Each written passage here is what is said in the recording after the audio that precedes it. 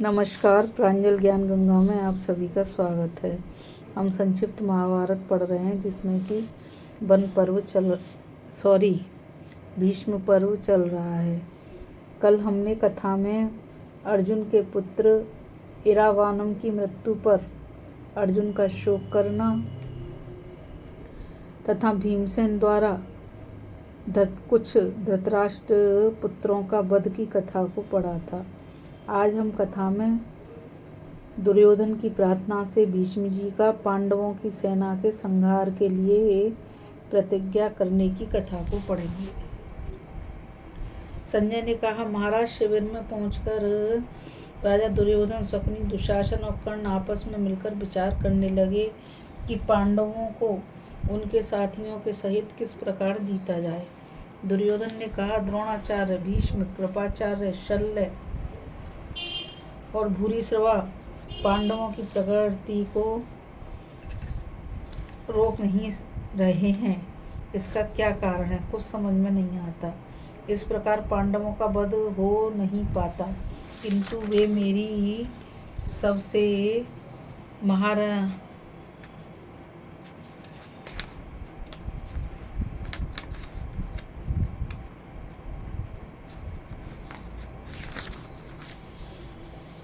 सबसे बड़ी सेना को तहस नहस किए देते हैं। कर्ण से मेरी सेना और शस्त्रों में बहुत कमी हो गई है। इस समय पांडव वीर तो देवताओं के लिए भी अवध्य हो गए हैं।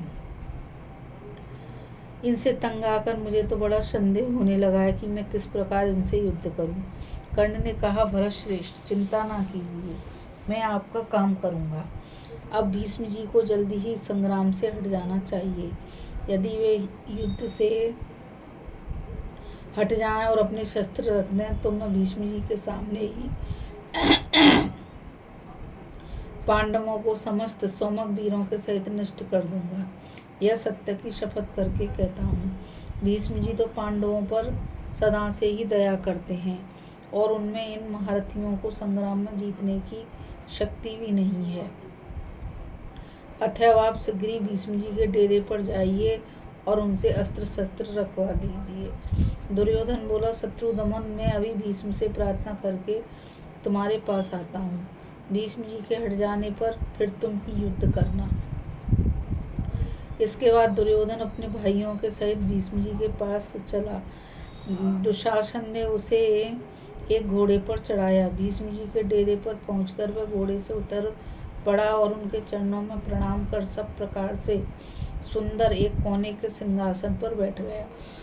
फिर उसने नेत्रों में आंसू भर हाथ जोड़कर गदगद कंठ से कहा, दादाजी, आपका आश्रय पाकर तो हम इंद्र के सहित समस्त देवताओं को जीतने का भी साहस रखते हैं। फिर अपने मित्रों और बंधु बांधवों के सहित पांडवों की तो बात ही क्या है। इसलिए अब आपको मेरे ऊपर कृपा करनी चाहिए।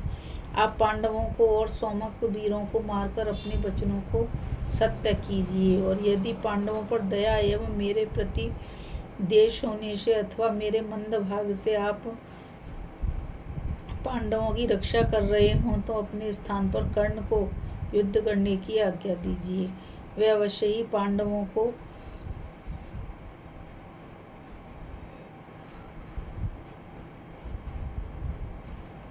उनके सुहृदय और बंधु बांधवों के सहित सब परास्त कर देगा। भीष्म जी से इतना कहकर दुर्योधन मौन हो गया। महामना भीष्म जी आपके पुत्र के बांग बाणों से विद्ध होकर बहुत ही व्यथित हुए, किंतु उन्होंने उससे कोई कड़वी बात नहीं कही। वे बड़ी देर तक लंबे श्वास लेते रहे। उसके बाद उन्होंने क्रोध से त्योरी बदलकर दुर्योधन को समझाते हुए कहा, बेटा दुर्योधन, ऐसे बागबाणों से तुम मेरे हृदय को क्यों छेदते हो? मैं तो अपनी सारी शक्ति लगाकर युद्ध कर रहा हूँ और तुम्हारा हित करना चाहता हूँ। तुम्हारा प्रिय करने के लिए मैं अपने प्राण तक होमने को तैयार हूँ। देखो, इस वीर अर्जुन ने इंद्र को भी परास्त करके खांडव वन में अग्नि को तृप्त किया था। यही इसकी अजेयता का पूरा प्रमाण है। जिस समय गंधर्व लोग तुम्हें बलात् पकड़कर ले गए थे, उस समय भी तो इसी ने तुम्हें छुड़ाया था। तब तुम्हारे ये सूरवीर भाई और कर्ण तो मैदान छोड़कर भाग गए थे।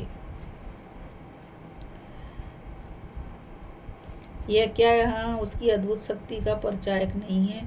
विराटनगर में इस अकेले ने ही हम सबके छक्के छुड़ा दिए थे तथा मुझे और द्रोणाचार्य को भी परास्त करके योद्धाओं के वस्त्र छीन लिए थे। इसी प्रकार अश्वत्थामा, कृपाचार्य और अपने पुरुषार्थ की डींग हाँकने वाले कर्ण को भी नीचा दिखाकर उत्तरा को उनके वस्त्र दे दिए थे। यह भी उसकी वीरता का पूरा प्रमाण है। भला जिसके रक्षक जगत की रक्षा करने वाले शंख चक्र गदाधारी श्री कृष्ण भगवान हैं, उस अर्जुन को संग्राम में कौन जीत सकता है? दुर्योधन। यह श्री वसुदेव नंदन अनंत शक्ति हैं, संसार की उत्पत्ति स्थिति अंत करने वाले हैं, सबके ईश्वर हैं, देवताओं के भी पूज्य हैं और स्वयं सनातन परमात्मा हैं।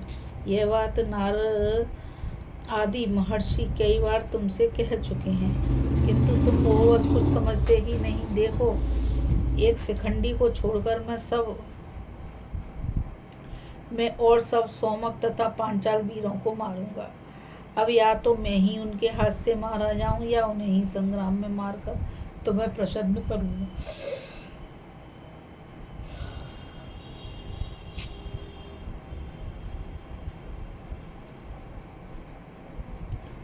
यह शिखंडी राजा द्रुपद के घर में पहले स्त्री रूप से ही उत्पन्न हुआ था, पीछे वर के प्रभाव से यह पुरुष हो गया है, इसलिए मेरी दृष्टि में तो यह शिखंडनी स्त्री ही है। अतः इस पर तो मेरे प्राणों पर आ बनेगी तो भी मैं हाथ नहीं उठाऊंगा। अब तुम आनंद से जाकर शयन करो, कल मेरा बड़ा भीषण संग्राम होगा। उस युद्ध की लोग तब तक चर्चा करेंगे जब तक कि यह पृथ्वी रहेगी। राजन भीष्म के इस प्रकार कहने पर दुर्योधन ने उन्हें सिर झुकाकर प्रणाम किया। फिर वह अपने डेरे पर चला आया और सो गया। दूसरे दिन सवेरे उठते ही उसने सब राजाओं को आज्ञा दी कि आप लोग अपनी अपनी सेना तैयार करो, आज भीष्म जी कुपित होकर सोमक वीरों का संहार करेंगे। फिर दुशासन ने कहा, तुम शीघ्र ही भीष्म जी की रक्षा के लिए कई रथ तैयार करो। आज अपनी 2200 सेनाओं को इनकी रक्षा के लिए आदेश दे दो। जिस प्रकार अरक्षित सिंह को कोई भेड़िया मार जाए, इस तरह भेड़िए के समान इस शिखंडी के हाथ से हम भीष्म जी का वध नहीं होने देंगे। आज शकुनी, शल्य, कृपाचार्य, द्रोणाचार्य और विभीषणी खूब सावधानी से भीष्म जी की रक्षा करें, क्योंकि उनके सुरक्षित रहने पर हमारी ही अवश्य जय होगी। दुर्योधन की यह बात सुनकर सब योद्धाओं ने अनेकों रथों से भीष्म जी को सब ओर से घेर लिया। भीष्म जी को अनेकों रथों से घिरा देखकर अर्जुन ने धृष्टद्युम्न से कहा, आज तुम भीष्म जी के सामने पुरुष ही शिखंडी को रखो, उसकी रक्षा मैं करूँगा। इस कथा में बस इतना ही। अभी हम कथा में दुर्योधन की प्रार्थना से भीष्म जी का पांडवों की सेना के संहार के लिए प्रतिज्ञा करने की कथा को पढ़ रहे थे। अब हम आगे कथा में भीष्म जी का पांडव वीरों के साथ घोर युद्ध तथा श्री कृष्ण भगवान का सुदर्शन चक्र लेकर भीष्म जी की ओर दौड़ने की कथा को पढ़ेंगे। इस कथा में बस इतना ही। मुझ गीता रावत को आज्ञा दीजिए। कल फिर मिलेंगे एक नई कथा के साथ। और मैं आप सभी से यही कहना चाहूँगी कि इस चैनल को ज़्यादा से ज़्यादा लाइक, शेयर और सब्सक्राइब करिए, ताकि यह अमूल्य ज्ञान अधिक से अधिक लोगों तक पहुँच सके। इस कथा में बस इतना ही। राधे राधे। जय श्री कृष्णा। नमस्कार।